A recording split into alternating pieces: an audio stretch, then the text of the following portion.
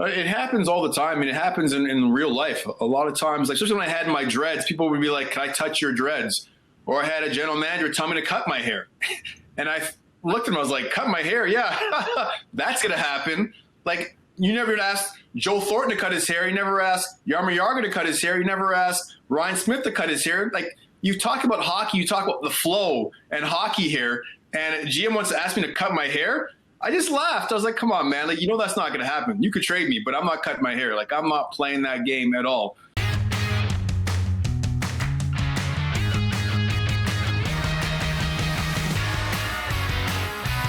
Hey everyone, welcome on into Drinks with Binks. I'm Julie Stewart-Binks. We're still staying home to stay safe during the coronavirus pandemic, and it's been about 3 months that we've been working remotely, as evidenced by the emergence of my natural hair color. Had no idea that it looked like that.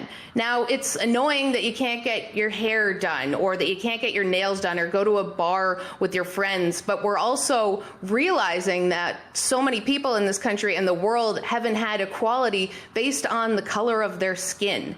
And in the wake of the murder of George Floyd and the powerful protests that have gone on around the country, there has been a huge movement, energy, a revolution in the face of racial inequality, for social justice, and for police brutality to be accountable and to be changed. And so we want to be able to continue our part here on the show, keeping that conversation going. And especially as today is Juneteenth, we want to have that conversation with someone that is a friend of mine, but also someone who's been very vocal in this sphere. And with that, I would like to welcome in former NHL hockey player, current NBC Sports analyst, and MSG Network's analyst, Anson Carter. Anson, thank you so much for coming on the show here today. We know that it has been, a heavy couple of weeks. How has it been for you? Yeah, it's been crazy, Julie, and thanks for having me on. I appreciate it. When we booked this show, we talked about this for a while because our schedules are so crazy. Who would have thought we'd have so much to talk about when I finally was able to join you? Down here in Atlanta has been next level. You have Rashard Brooks getting killed recently by the Atlanta Police Department. You have the protests from George Floyd. And I think it's just a perfect storm right now when you're talking about social justice, Black Lives Matter, having people's attention. Like, there's no sports right now, and people are itching to get out of their house. And we're the first state to open up out of all the states here in the U.S. So I think it was just that energy that was bubbling underneath. And this is one thing that got people, going. And now we've got something to focus on besides the coronavirus. Right. And for you, you've been a very active voice in this regard. And you were also, I saw on your Instagram, protesting for Black Lives Matter. What is sort of like your personal involvement been like through all this? It's important for me to get involved because I'm Black. I live it 24/7.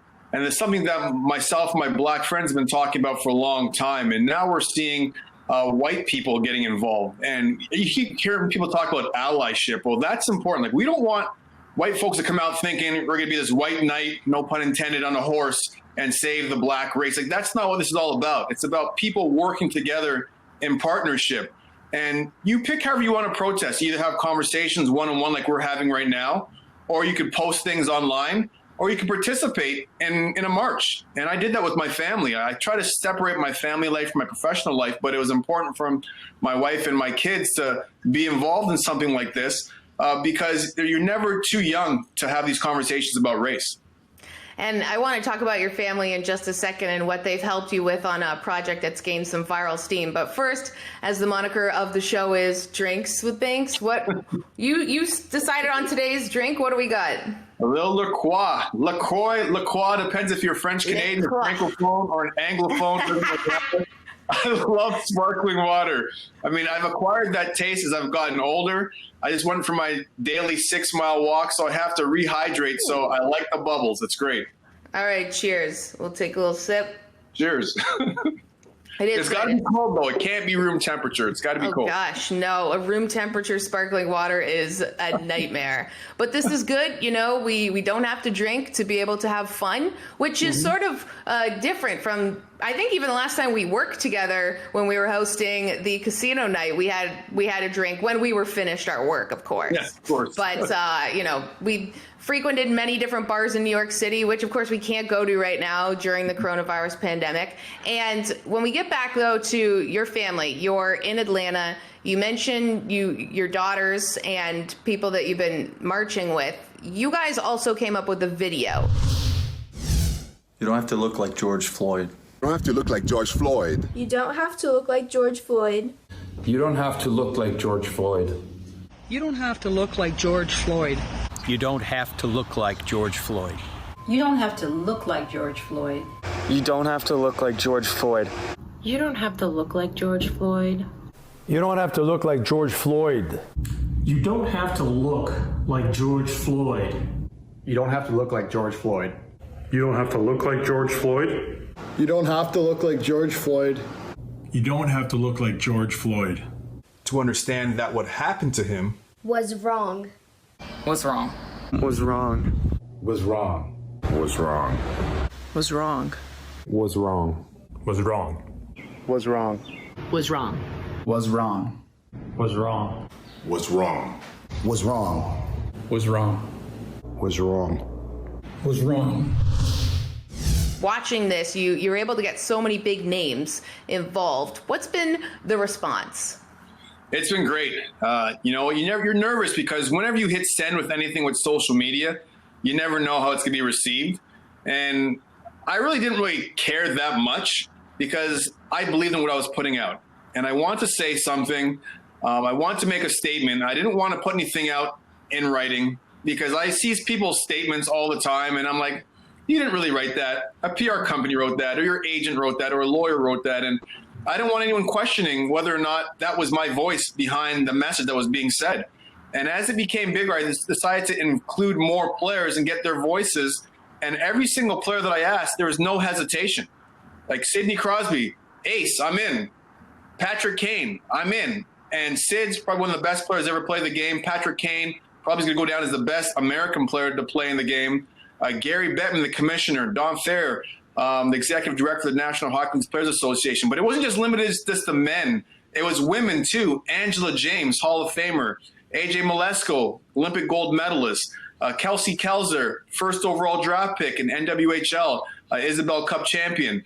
So I didn't want anyone to say, you know what, Anson, that video is great, but you're missing this person, or you're missing that person, or you just have like third or fourth line grinders. I want to have influential people to be part of that so that we can make a statement collectively because hockey is the ultimate team sport.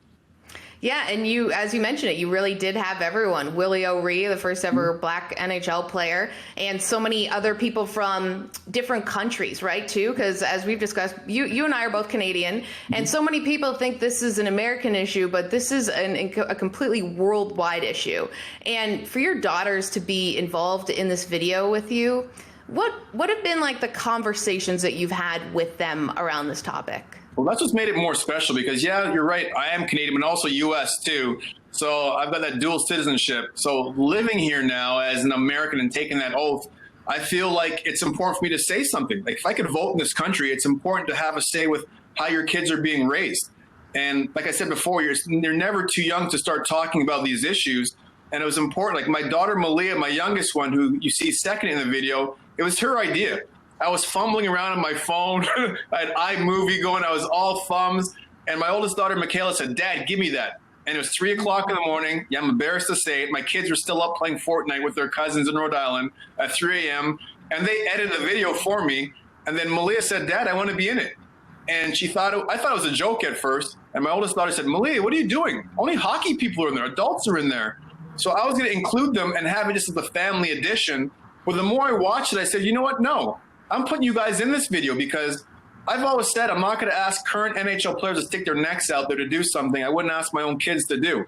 And I want other people to see that it's okay to have these conversations. Malia's going to be 12 this year. Michaela just turned 14. So they're not like they're 18 or 19 years old. One's now going into high school. The other one's still in middle school. And those conversations have been great so far. Well, that's good. And I mean, the fact that you put this video out there, you see a lot of these NHL players and people within hockey discussing this. What has been maybe the response that you've received from maybe white players, just your white peers about what you've done? It's been amazing.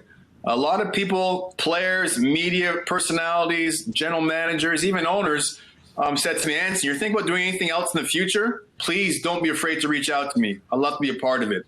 And that was amazing. I was blown away. Like, I wasn't expecting to hear that. I mean, you have the odd troll out there that would say, whatever, you guys, that doesn't make sense. Stick to hockey. Well, it's not just a hockey issue. This is a real life issue. But within the hockey community, I think people now feel safe and secure with being able to speak up after seeing all these prominent voices in this video. Now it's okay. You know, sometimes it takes that strong, special person to take that first step. And that's why I didn't want to just have this one person in that video. I had a group of people in that video so everyone could feel secure within the group and not stick their neck out by themselves, because it's not an easy thing to talk about, but it's an important thing to talk about. Right. It's not an easy thing to talk about. And then especially within hockey, that is so much of a we before me mentality where no one really ever says anything that is their opinion. And that is something I want to discuss when we come back after this break. We've got Anson Carter here, former NHL player, analyst for NBC and MSG Networks on Drinks with Binks. Don't go anywhere.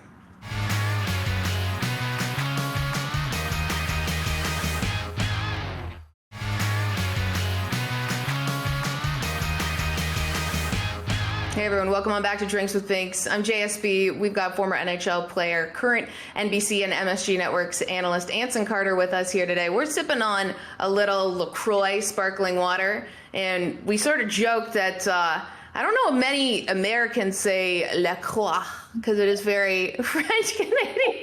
Whenever I see this, I'm like, everyone's pronouncing it wrong. I almost sent you a bill for my laptop. I almost spit out my water all over my laptop. I almost sent Drinks with Binks my bill after my short-circuited just now. I'm glad my work here is done and we're not even having any alcohol whatsoever. So, but it is good. We're having a great conversation so far about really a lot of change that has to happen in this country and beyond in terms of racism that has permeated society, and hockey is what we're talking about. And for you, Anson, I'm just curious, you know, when we look at the lack of representation of black hockey players, for you, when you started playing hockey, what was that like? Like, what got you involved in the sport, and maybe who did you look up to? Well, I grew up in Toronto, well, more specifically Scarborough. And Scarborough is probably the most diverse part of the city of Toronto. And I think Toronto is probably the most diverse city in North America, without a doubt. And we all played hockey. It didn't matter what color you were, like white, black, brown, Asian, it didn't really matter. We all played hockey, male, female. Even at school, we played foot hockey at recess with a tennis ball or a puck, street hockey after school. I always had another black player on my team, Michael Henry. I had Barrington Miller, Aaron Johnson, Richard Reary. And there was not a shortage, like Kevin Weeks, Jamal Mayers. We all played together. So it wasn't until we got to high school that hockey became a quote-unquote white sport. And that always amazed me because I played basketball, I played baseball, and those weren't really seen as white sports. But I thought it was weird that people thought hockey was a white sport because they didn't see other players that looked like them playing at the highest level. Right. And then, of course, from high school, and then you played Michigan State, and you're drafted in the NHL. And just going through the numbers, and some of these, depending on sort of like what you look at, I mean, the biggest thing is there hasn't been a whole lot of black hockey players. Been around 100 in total, really, since Willie O'Ree came into the scene in 1957. When you end up playing in the league and you don't see a lot of people that look like you, what does that feel like? It didn't really faze me. And it's funny, I was talking to my mom about this the other day. Maybe I'm just a special, unique individual because it didn't faze me. My mom said, not everyone thinks like you, Anson. Like, some people walk into a room, if there isn't someone that looks like them, they might feel uncomfortable. And myself personally, I didn't really care. Like, I'd walk into a room, there's no other black people, and it didn't upset how I felt. Like, I felt comfortable walking in that same room. I could walk into a room full of black people, full of Indian people, full of white people, like Hispanic people. It didn't really matter to me. But I didn't realize that not everyone's wired that way. Because I thought it was weird that my other friends would fall off and say, I'm not playing hockey anymore because there isn't enough of us playing. And I could care less. And maybe because my mom said I'm really stubborn, and that's probably true. Like, I kind of beats my own drum. And it doesn't really matter what other people think or say. And it hasn't, and it never did. I'd walk into a locker room, and I could care less if everyone looked like me or not. As long as they love the game of hockey, that's all that I cared about. And if you didn't love the game of hockey, I had a problem with you. Well, that's really impressive that, you didn't have sort of that feeling, because as you mentioned, some of your peers dropped out of the sport because of that, which is really unfortunate. And I was listening to you on the Our Line Starts podcast, and you and Jamal Mayers were discussing hockey culture. And hockey culture in the locker room is unique. And for people who have never been in a locker room or have never been in an NHL locker room or whatever level, what's it like? It's anything goes. You cannot have thin skin being in an NHL locker room. Like, anything really goes. Like, and nothing is off limits. Like, it's really a brotherhood. Like, when you think about how you grew up with like a brother or sister in your own household, and you could joke about anything or rip on something about anything, how they look, how they feel, like anything like that. Like, that's what a hockey team was all about. You're supposed to just everyone get along because you're going into battle together on the ice. We usually hung out with each other 24/7 off the ice too. So there's some things that people might get offended by that are said in the locker room that's just like, oh, that's just my teammate. We're just talking. But now we're kind of understanding that some things are off limits. And that's what other players understood when I played on those teams, that we could joke about certain things, but you're not going to cross that line, because I wasn't that guy to let it slide. Like, we were going to have a problem. Right. And you mentioned the idea of, locker rooms being a bit archaic and sort of maybe the stereotypes and the razzing that would happen. This isn't even to mention the abuse that we've heard many players go through, but just even the conversations, the microaggressions. How prominent do you think that is in locker rooms? It happens all the time. I mean, it happens in real life. A lot of times, like, especially when I had my dreads, people would be like, can I touch your dreads? Or I had a general manager tell me to cut my hair. And I looked at him, I was like, cut my hair? Yeah, that's going to happen. Like, you never asked Joe Thornton to cut his hair. You never asked Jaromir Jagr to cut his hair. You never asked Ryan Smith to cut his hair. Like, you talk about hockey, you talk about the flow and hockey hair, and GM wants to ask me to cut my hair. I just laughed. I was like, come on, man. Like, that's not going to happen. You could trade me, but I'm not cutting my hair. Like, I'm not playing that game at all. So little things like that, or even now when I'm on television, I'd hear, wow, you don't sound black. You sound white. Like, wow, you're really well spoken. Well, what's sounding black really mean? Like, think about that for a second. What does that really mean? Does sounding black mean not having the ability to put together a sentence? Broken English? Poor grammar? Like, what does that really mean? So when I check people like that, they take a step back. They're like, oh, I never thought I was saying it like that.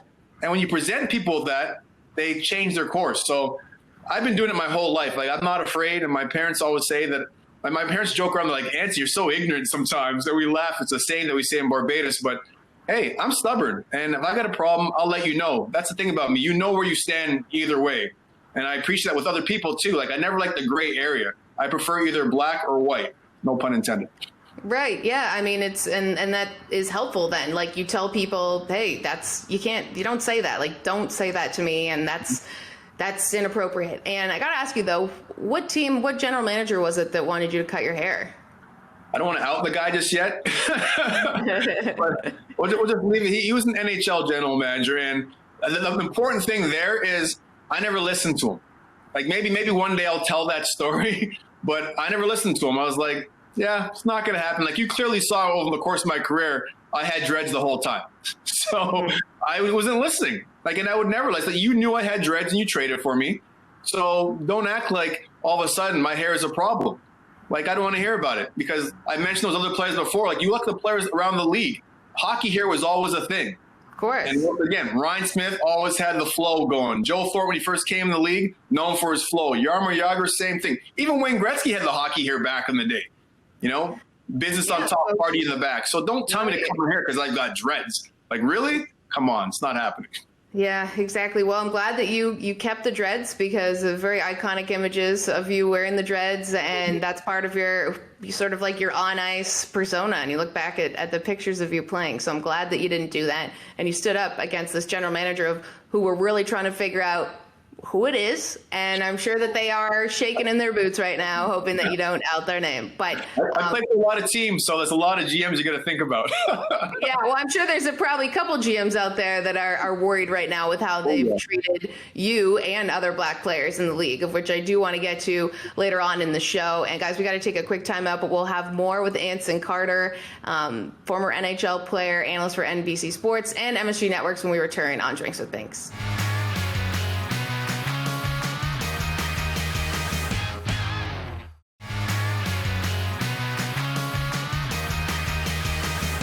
Hey guys, welcome back to Drinks with Binks. I'm Julie Stewart-Binks. We have Anson Carter here, former NHL hockey player, analyst on NBC Sports and MSG Networks, and we have been discussing his playing career, different experiences that he had within minor league hockey, major, junior, and beyond in terms of dealing with racism. And one of those things we were discussing is in hockey, there's a lot of we before me discussion. Like, whenever I interviewed a hockey player as a sideline reporter, they would never say I or me or anything. It was always we, and it was so frustrating. You're trying to figure out a way to ask them about something about themselves. Mm-hmm. But now it seems problematic because in a world where we want people to stand up and give their opinions, especially in support of Black Lives Matter, hockey isn't a place that is encouraging of individualism.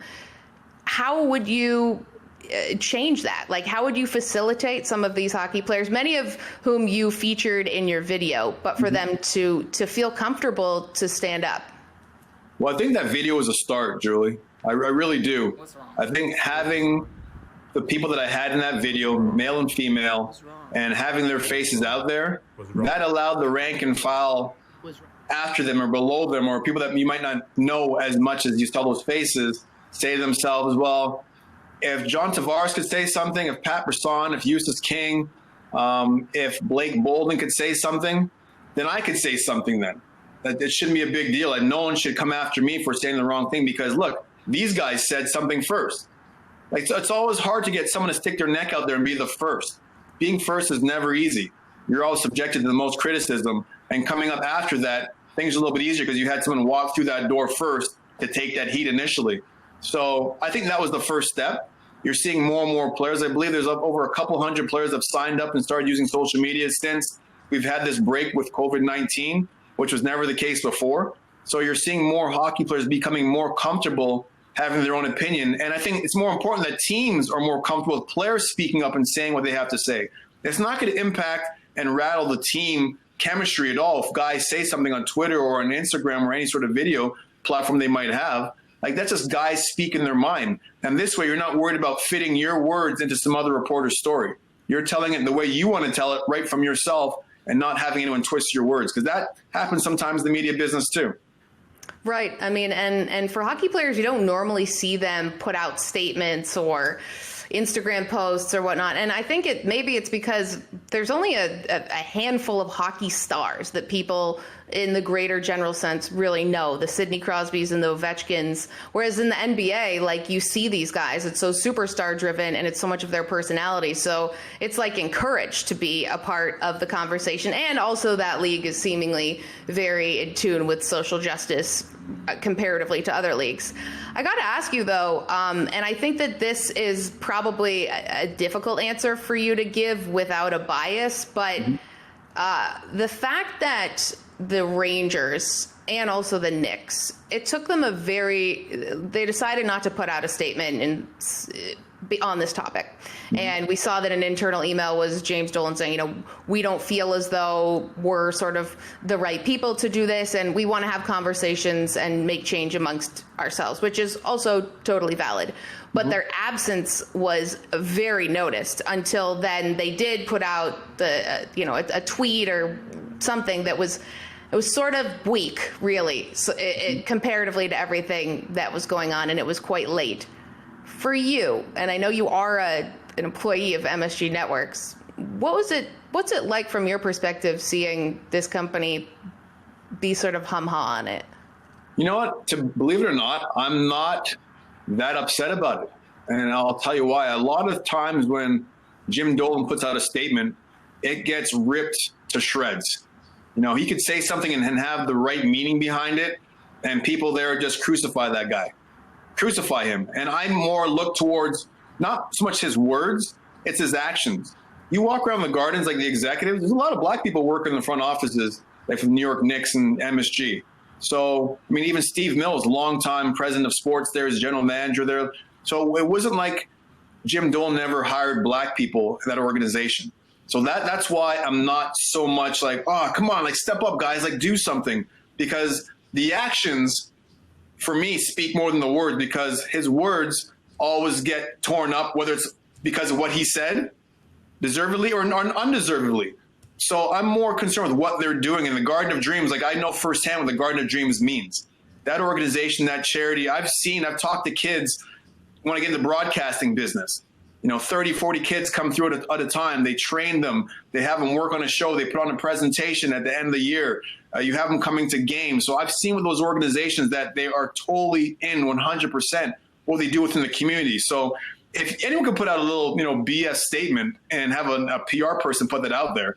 So I'm really okay with it. And when I talked to the Rangers about Henrik Lundqvist getting involved with what I was doing, John Rosasco, JR, was all in. Hank was all in. JD, John Davison was all in. Like if they had a problem, they would have shut that down right away. But they were like, Anson, nope, let's go ahead, let's do it. We're 100% on board with this. So that's another reason why I'm not that concerned, because I don't want to tell people when they should post and when they shouldn't post, when they should comment. I want people to feel comfortable whenever it's their own time to say what they want to say, because it's not about what you post, when you post it, when you say it, how much you say it. Are you too late to the party? It's when you finally say something. I want to celebrate you for actually coming out and saying something. Well, that was certainly an answer from someone who works in television, because you covered all different bases there and have seemingly kept your job at MSG. So I understand your perspective, and I understand too that it probably, put maybe the Rangers at a difficult spot too, because if everyone is waiting on one person to put out a statement, you're sort of at the mercy of them. It's a bit more complicated than maybe we understand. But if they are making changes, and you talk about the Garden of Dreams Foundation, and even just at a basic level of how you interact with someone else, how you look at someone else, those are the things that we want to be able to see. It doesn't just matter if you retweet something. So we'll have to see what happens in the future. But I appreciate you talking about it, and we got to go to break, but we have a whole lot more that we want to discuss with Anson Carter, including the Players Inclusion Committee that he is a part of with the NHL and beyond. This is Drinks with Binks. We've got Anson Carter here. Don't go anywhere.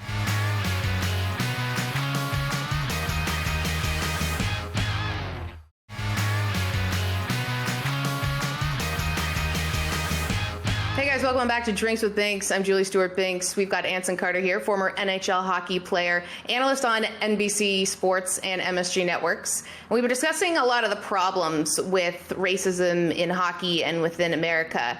Now, let's sort of look at what we can do going forward. And I know that has also been a message I've seen you say in many interviews.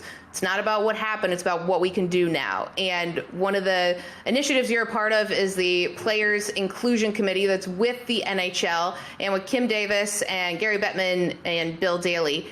You said one of these statements was that you've discussed this many times before. You've tried to bring up these issues, but you never felt like you were heard. Mm-hmm. But now it feels different because it's literally the biggest story in the world.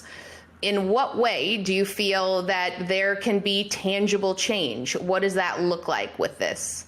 There's many different ways. I mean, I see us tackling the barriers to entry as one, because hockey's not a cheap game to play.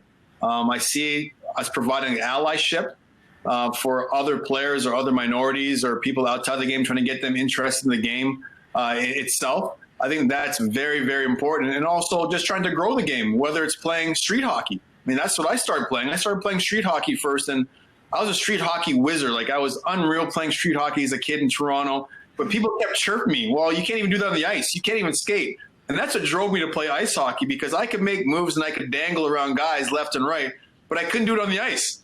And I love watching ice hockey, so that was the next step.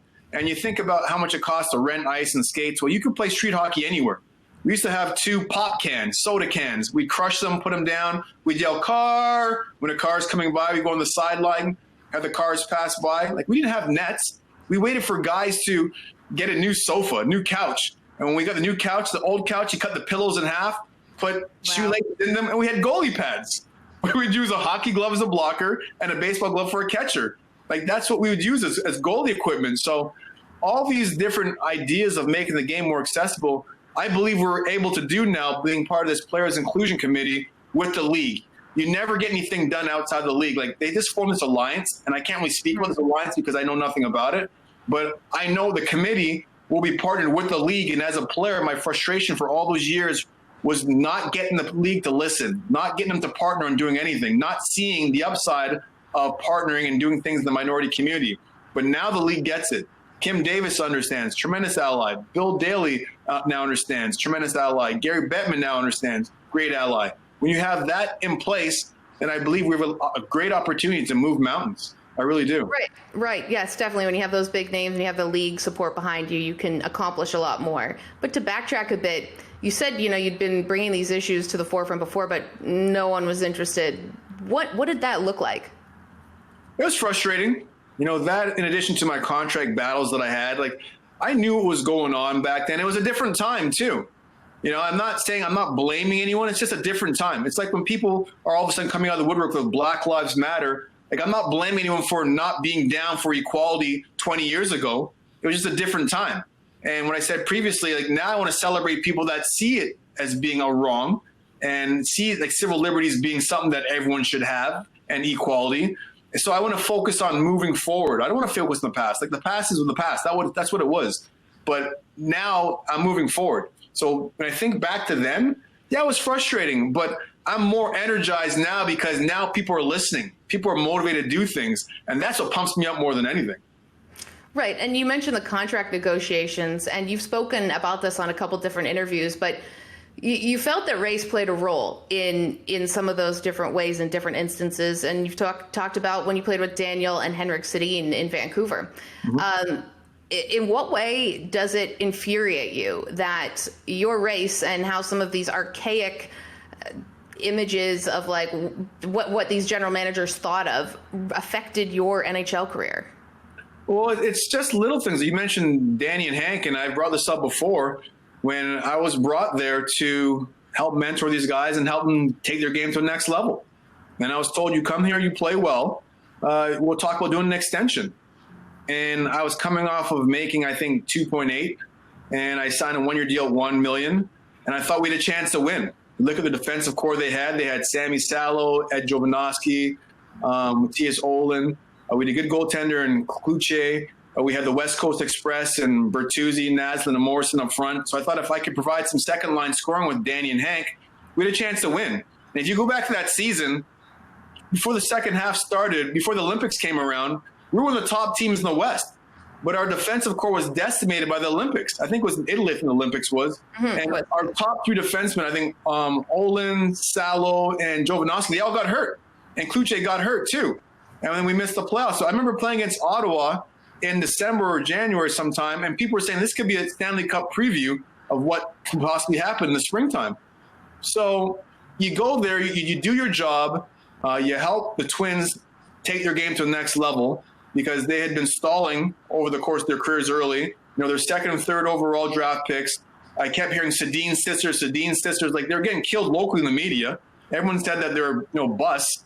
And I just went in there, and they're just really solid people, good kids that worked hard. And that's all I really cared about.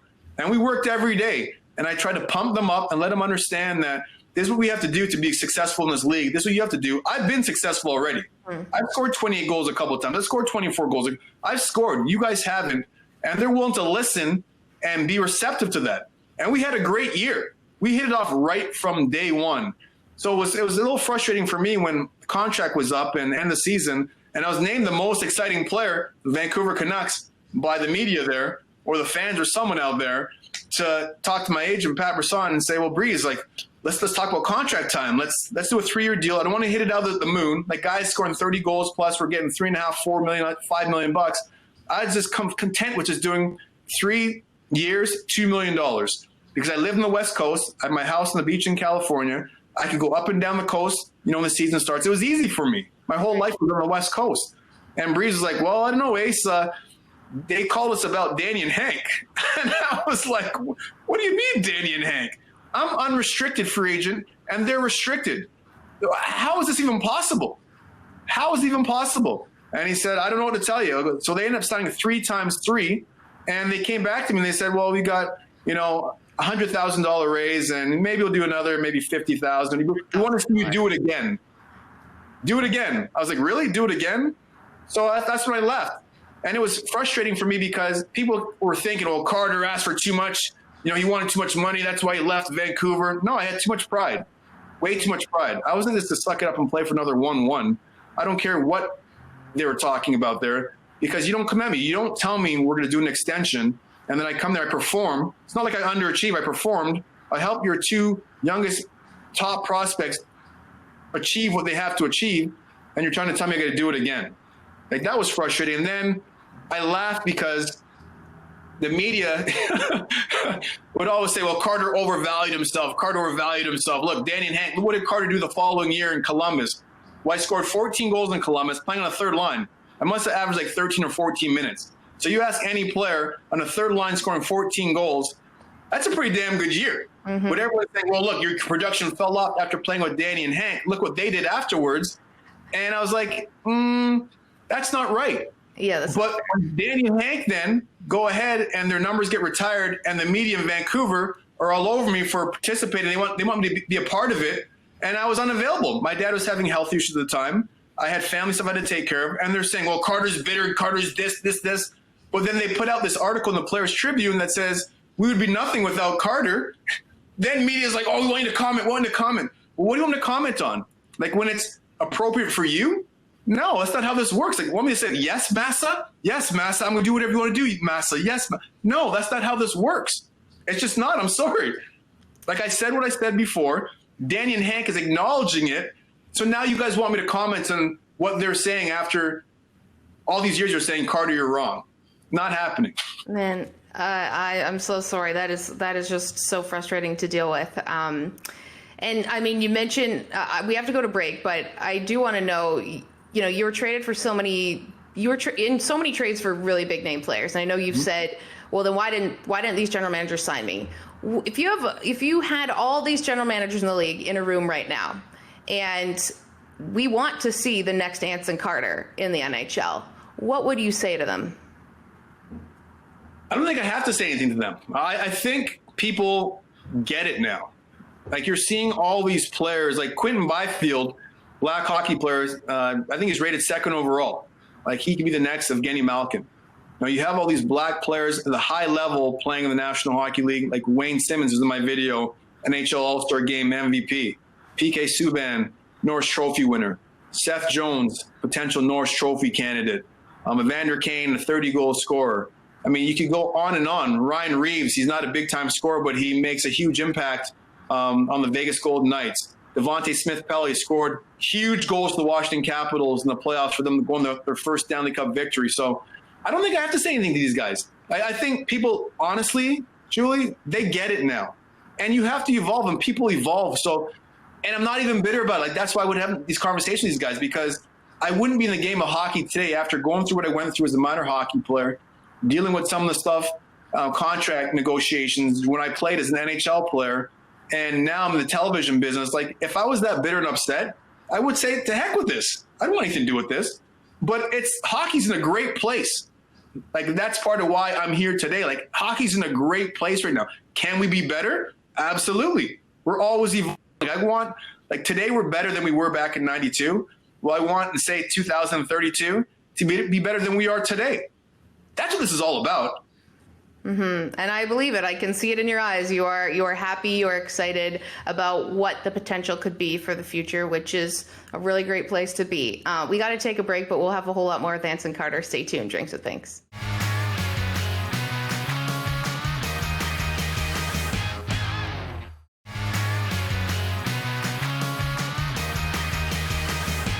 Hey guys, welcome back to Drinks with Binks. We have Anson Carter here, former NHL hockey player, analyst with NBC Sports and MSG Networks. We've had a very empowering, enlightening conversation about racism in hockey, what we can do to try to change just even behaviors between people, how to get more black kids involved with hockey. And just as a note, Anson, even my mom, she works with kids in Lawrence Heights in Toronto as like a tutor for them. And she's been trying to figure out like, how can I take, like, she wants to, sponsor black children to be able to play hockey more and like take them to the games and like trying to figure out. So I know that there's a lot of people that want to help out and try to figure out, especially those socioeconomic barriers that you mentioned based on systemic racism that has been around forever. So I'll have to have a conversation with you after that, and we'll try to put out information as how, even just everyday folks can figure out how they can lend a hand to make change. That being said, there's a lot going on in the world right now, and be remiss not to discuss coronavirus. That is, you and I have talked about this over Instagram. The NHL is returning to play. They have a plan in place, at least for the moment. How comfortable would you feel returning to play if you were an NHL hockey player right now? I'd feel very comfortable. I really believe, and I'd have faith in the union, and I'd have faith in the league too, to do the right thing. Like, you're talking about professional sports and all the concussion lawsuits I've had with these different organizations with that to deal with. So I don't think leagues have put themselves at risk for any sort of litigation with guys catching coronavirus. And they've thought about every single thing leading up to this point. It's not, listen, it's all about making money, right? And it's a business. It's the business of hockey. But I really don't believe hockey or any other sport for that matter would come back without thinking about all these risks and taking all those risks into consideration before going back and saying, okay, we're going to go back and play the game of hockey. So I feel very comfortable knowing that we've got great leadership on our side from the Players Association. And also, if you're very comfortable, the league will know exactly what they're doing too. Especially as we don't know how this virus is going to project right now with different states going up while states are reopening. I'd be curious to see sort of what the hub cities are that end up being. What's your gut feeling on where maybe the East and West? We're taping this on a Wednesday, but it will air Friday. What do you think will happen? I really don't know. I'm with you just from the standpoint where I'm kind of paying attention, but I'm not really paying attention because it's such a fluid thing and it could change every single day. And there's so much, all this misinformation out there. You don't really know, a lot of speculation out there, that I'm not going to listen to all the noise. When I finally hear a definitive answer from the league and they say, okay, this is where the games will be played, that's when I'm going to start paying attention. But right now, it changes so much, like the virus too. It's spiking in different places. It's not spiking in some places. So maybe one location that might have been up for consideration, maybe a spike happens and that location is no longer for consideration again. So I'm really not so much focused on where it's going to be. I'm more focused on the teams that are in and the fact that hockey will be back and they'll have like a 24-team play-in, which will be very exciting. Yeah, it'd be very exciting. And you have to wonder how much the NHL and Gary Bettman wanted to come back, at least soon. Like, of course, we're looking at the health concerns behind this, but we've also seen, EPL's on right now, Bundesliga, all these sports that have record numbers. How cognizant of the NHL is that they could grow a whole new fan base right now? Well, they're very aware. People are starving for sports. They're looking for any sort of competition that they could find. I remember I was watching, I think, the hot dog eating competition again, a rerun from last year, which is crazy. But you just want any sort of competition whatsoever to help take your mind off of things, because that's what drives people. Like, even from the back of the days of the Roman cathedrals, when you'd have all these massive events where people are hand-to-hand combat, like, that's a big part of society. People want to see competition. They want to see people compete. So it doesn't matter what sport it is. I think people will be tuning in. You'll get great numbers on television, and hockey is no different. I think people will tune in that they're knowing that there's a play-in, which is something that we haven't done before. And then you've got these big market teams like Chicago and New York that under the old system, they might not have qualified for the NHL playoffs, but now they get a chance to play in. That's even more eyeballs that'll tune into hockey coming back. So I think it's great for the game. Yeah, we know the NHL playoffs. There's nothing like it. It's such an exciting time, and this year will be different. And the fact that these players have had such a long layoff, which I want to discuss with you when we return on Drinks with Binks with Anson Carter. Don't go anywhere.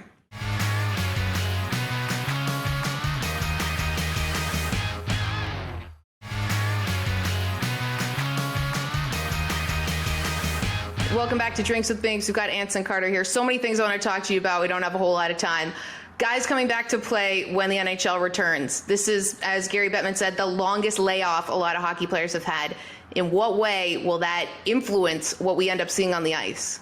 It's going to be helter-skelter, Julie. You're going to see teams struggle to defend. I mean, it's going to be October, November hockey. The first part of the regular season, nobody plays defense. Everyone's playing offense. There's no D involved. And the team that can find their defensive structure the fastest will be the team that's going to have the most success, I think. So then if you're in Vegas, who would you be putting your money on? Because it's kind of all over the place.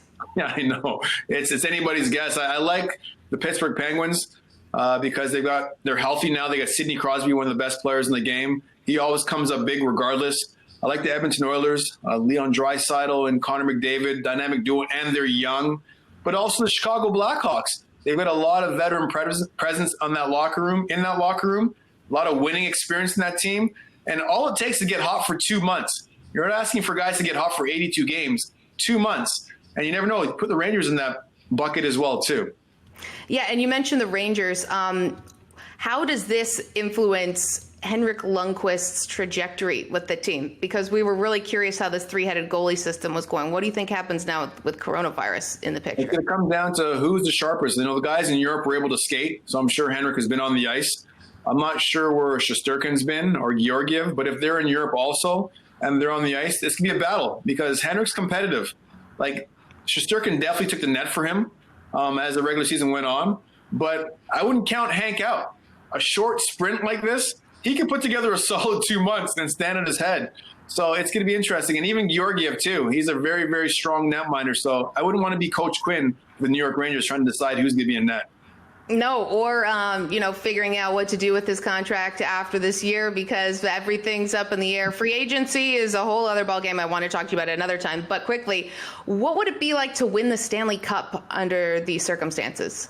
It'd be amazing. Like, I wouldn't put an asterisk beside it because everyone's in the same boat.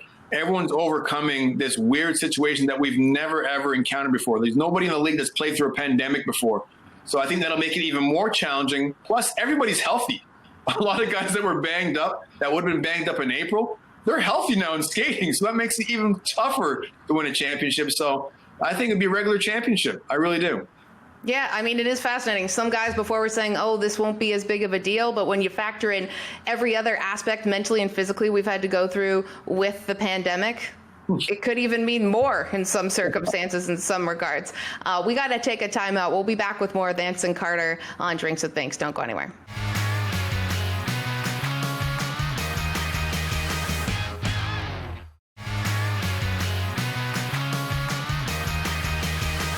Hey guys, this has been an awesome episode of Drinks with Binks with former NHL hockey player Anson Carter discussing racism and what we can do to be better as a society and in hockey. Anson, what do you have going on next? Well, I think I've been moderating tons of conversations. That's the one thing. But the one thing I want to leave people with is, we're having all these difficult discussions, and being a hockey player, the one thing I have people do and recommend is go out and look for the Willie documentary.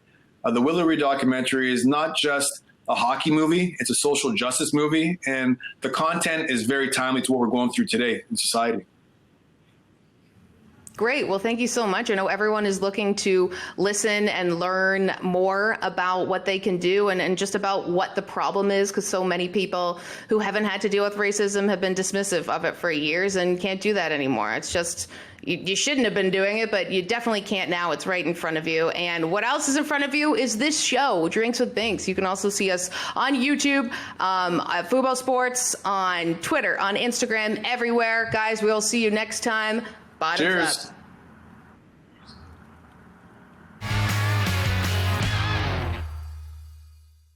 Hey everyone, thank you so much for watching Drinks with Binks and all of our awesome content here at Fubo Sports. We know that you're staying home to stay safe. We're working from home to work safe, and we've still been able to have amazing interviews. So you want to subscribe to Fubo Sports on YouTube. Hit that subscribe button. Better yet, hit that subscribe button and have a shot of tequila at the same time, because we're drinking from home and we're having awesome conversations with athletes, celebrities, broadcasters, because they're all in the same boat.